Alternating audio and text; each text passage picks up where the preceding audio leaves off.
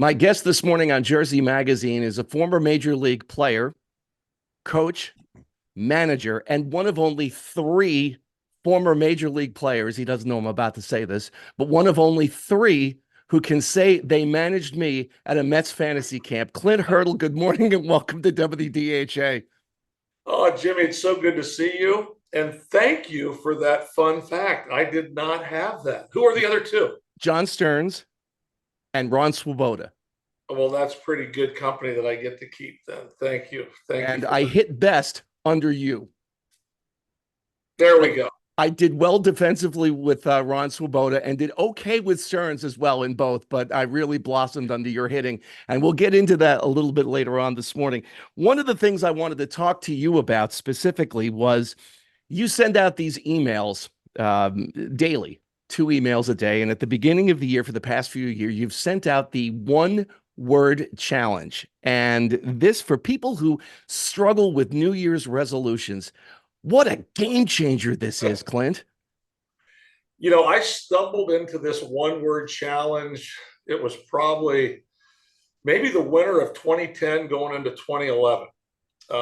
I had connected with Dan Britton, who was the COO of FCA. I'd be made aware of Jimmy Page, not the Led Zeppelin guitarist, but Jimmy Page through the FCA program. And then John Gordon was a fresh new name that I just had a couple interactions with. And I ran across the book and it was one word. And I felt the same way you did. I go, because I've played the resolution game. And I don't think I've ever, maybe I've hit 300. Maybe, in baseball, that's pretty good. But in resolutions, 300 is not very good. And I'd make them and they'd be done by January, February, March. And then other people would make them. We talk about it and then we just kick the can and move on. But this whole concept of just choosing one word and hopefully the word can find you, and then sticking to the word and finding ways to revisit the word, whether it's daily, weekly, monthly, and have an accountability partner to exchange words with. So what we did with it, Jim, was when I went to Pittsburgh, I got our in spring training, I got our major league staff together and told them of the exercise. And I told them, I'm going to give you a week and I want you to try and pick a word. Let the word pick you, whatever it is. And then we're going to take your word and we're going to write it on a baseball in a sweet spot. And then I want you to make a couple notes on it, like why'd you pick the word? Where were you when you found the word? What does the word mean to you? Just cliff notes. You don't want ink all over the ball, but the word in the sweet spot and then some notes along the way. And I said, what we're going to do is we're going to get together and you're going to share your word and tell them how you got it, why you got it, and the reason for it. And then from that point on, we would trade balls. We kept the ball for like 2 weeks during the spring and we changed it like 3 times. And you would exchange a ball with somebody else. So I would have Ray Sarage's ball. Nick Leva could have my ball. But it would just put it in the locker where you can see it and you think about that word, the other person's word. But during the season, we used to switch it every homestand or road trip. So if we were home 10 days, you kept the ball for 10 days. When you went on the road, you took somebody else's baseball and their word with you. It was amazing, Jim, the way the group connected through it became a thing. It was like, and then when something would happen in the game and somebody go, hey, that's Nick's word. Hey, that's Clint's word, whatever it was. So it has been fun for me. I continue to do it. It's 13 years later. And I've been so encouraged over the years when I do share it, like I did with you, the number of people that reach back and get on board and the groundswell that Danny Britton, Jimmy Page, and John Gordon have put together with the one word challenge has been really, really cool. I did it in 2022 and my word was focus. And I didn't mention it on the radio, but I have a terrible time focusing on things. I can get distracted like that. So last year, I decided to come up with the word finish because I would start all these projects and wouldn't finish them. So my wife became, you mentioned accountability partner. She became my accountability partner and she would tease me a little bit. Did you finish that? Because she see me start something. Yeah. And it kind of forced me to stay in line. So I started talking about it on the air. And I probably had about a dozen listeners who came back to me at some point or another and said, I chose whatever word it was. And I said, did it make a difference? And every single one of them said yes. I think it simplifies things for us to commit to a word, which that word kind of gets you in different lanes to connect you to all the other resolutions that you maybe thought about engaging in. I've kept balls. I have all the balls in my drawer over here over the years that I've written. I've got 14 different balls up now. Last year's ball, the word was grow. And I decided at the age of 65 that I wanted to continue to find ways to grow for Christian, for Ashley, for Maddie, for my daughter's husband, Ricky, for my wife, Carla. I wanted to grow at home. I wanted to grow professionally. Toby Keith came up with a song in the Mule, Don't Let the Old Man In. And, at 65, don't just settle. Don't just stop. Continue to find ways to try and make an impact, to learn, to help. And that was my word last year, was to grow. And it made a significant difference again, because things I normally wouldn't have tried or wouldn't have done. I mean, my God, I joined X. I joined Twitter in May. I joined Instagram in May. And my son, his encouragement and a family friend's encouragement, Alex's, and that has opened up, a whole nother world. Sometimes it's a cesspool. Sometimes it's a beautiful world. It's just given me different opportunities to connect with people and share positivity, because that's what I'm going to do in my platform. I'm going to encourage. I'm going to listen. I'm going to try and help. I'm not beating people up. I'm not going to be cynical or sarcastic. Jimmy, I got my son's 18, Christian, and he gave me the best advice. He said, Dad, when you're on X, all you need to do is share what you're thinking. When you're on Instagram, share where you are, what you're doing. He says, be light, be bright, and be polite. That's great advice. My word, I wanted to go back and find a word similar to finish, and I looked up synonyms, and one of them was annihilate. And I'm thinking, I don't want to annihilate anything. I want to finish things. I want to get things done. I want to grow, like the ball you just said. So my word is commit. That was the word that I chose for this year, whether it's committing to my marriage, committing to my kids, committing to my job, committing to, I'm coaching baseball at high school level here in New Jersey, whatever it was, just commit to it. And so far, so good. I mean, we're only a handful of days into the new year, but I think it's a word that I can grow with as we go through the remainder of 2024. It's been so important. And, the fun thing for me is I was exchanging information with John the other day, because he takes that plunge into the Atlantic Ocean every January 1st when he picks his word. He's been doing this for a long time. And about 2 years ago, I ran into a word, a Buddhist word, mudita. And, when it first came up, I'm like, come on, nobody knows what mudita is. I go, the guy that said it, I go, what is that? He goes, Clint, you've been around it all your playing career. You've probably been around it your coaching career. And I'll even bet there's been teams that didn't have it. And I'm like, okay, dude, what is it? He goes, it's showing extreme joy or pleasure for somebody else's success or accomplishment. Wow. And I thought, how cool is that? Well, I've been kind of playing with the word, playing catch with it, tossing it. The last couple of years, I'll use it in a presentation. I'll use it in a group setting. I've used it with some other coaches and some podcasts and platforms. And then, 3 weeks ago, it came up again. I go, that word has found me. There's no way that can't be my word this year. And I shared it with former players, and I've shared it at some bigger venues. I've got a couple corporate speaking events coming up. And I said, I know this about good teams, because normally people say, well, what's one of the things, the commonalities, common fabric in one of your really good teams? I said, well, I played on some, coached some, and I've managed some. And I said, the one thing that every good team I've ever been a part of had was the players, the staff, everybody celebrated everybody else's successes like it was nobody's business, like it was their own.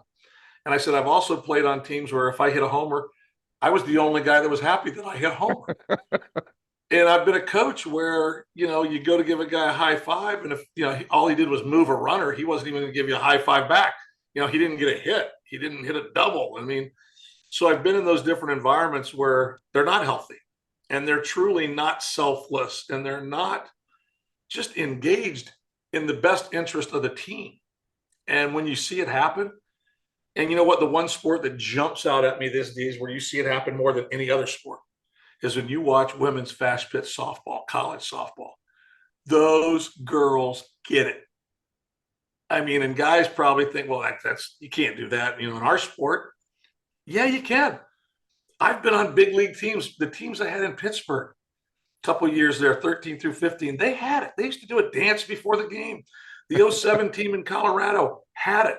They were just wired for each other. I mean, and I've been on, the 2010 Rangers when I was a coach. I got to see it from that aspect. So you've been involved in programs. I know where you've seen it, and you've probably been involved in programs where it's just like, nah, we don't have that. Mm-hmm.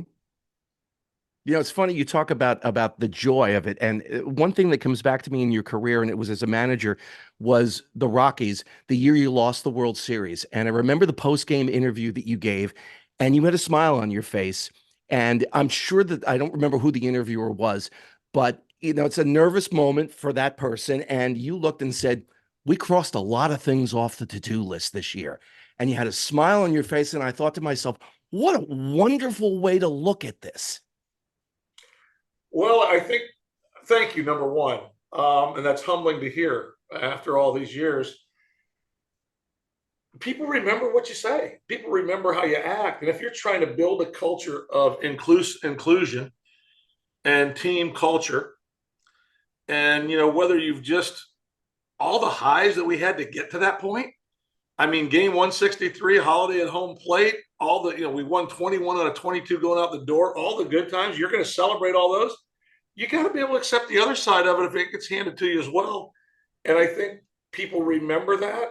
And actually, that was part of me. One of the things I've kind of built into some of my sharing and speaking is you need to find a way to honor an exit.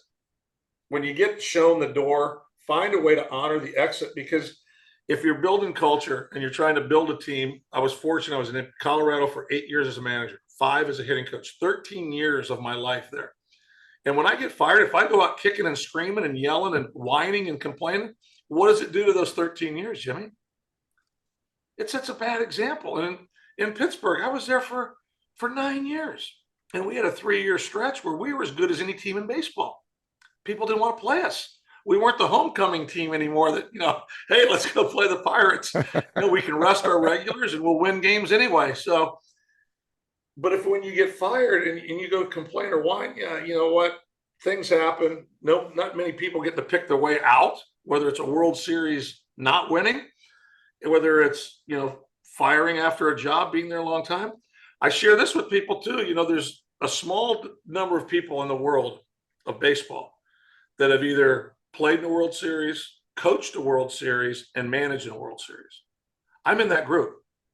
It's a small group. You know what a smaller group is, Jim? I finished second all 3 times.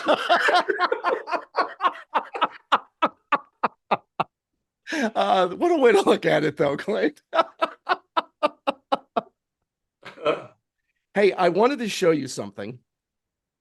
I did not have this with me when we saw each other in January last year, but I've had this forever. See if you remember this. That is crazy. That shirt, that's either late 80s or early 90s. Early 90s. And the shirt, for people who are not watching this on video, Clint Hurdle's big league experience. And I think you were running youth camps at the time. I was running youth camps. You know what's crazy about that? We were running them at the old Houston Astros spring training complex in Cocoa, Florida. It was on the other side of old at the time we were there running them. But it was a facility with so many fields. We had cages that were covered. We had lights at night. And it's funny that when I go back, and Ernie Rosso, who was my partner in that, he's still alive. Ernie's in his mid-70s. We talk about the coaching staff that we had at that time and some of the players we had come through. Howard Johnson came through. Jeff Kent came through. Ron Darling, Gary Carter, Dwight Gooden. Wow. The Kirby Puckett. The names of the players that came in to spend time with our kids, it was amazing. But also, I mean, there was 3 or 4 big league managers that ended up managing the big leagues that were coaches with me while we were down there. Ronnie Gardenhire, Jerry Manuel, Dave Joust, who's been a bench coach with me in Pittsburgh and a bunch of other organizations. But the number of men that were involved in programs. Our Latin American coordinator for the Rockies was like a 25-year-old assistant hitting coach for me down there, Rolando Fernandez, and he was just named one of the scouts of the year this year in the baseball industry. And, he was at that camp down there. So it was crazy, but it was fun. And it was just a fun part of time. Good kids, quality instruction. And you know what? We dented the Doyles and we dented the Dents camp because we made other people know there was another camp in Florida that didn't end with a D. You can learn more about One Word Challenge by going to onewordchallenge.com. You can check in with all things Clint Hurdle on his website, clinthurdle.com. Follow him on Twitter or X, whatever we're calling it today, at Clint Hurdle 13, and on Instagram at Clint.Hurdle 13. And it's the number 13. Clint, thank you so much for your time. I always enjoy talking baseball and life in general with you. And I appreciate your time this morning. Jimmy, you're a good man. It's always a pleasure to stay connected with you. Let's not get too far away from each other in 2024.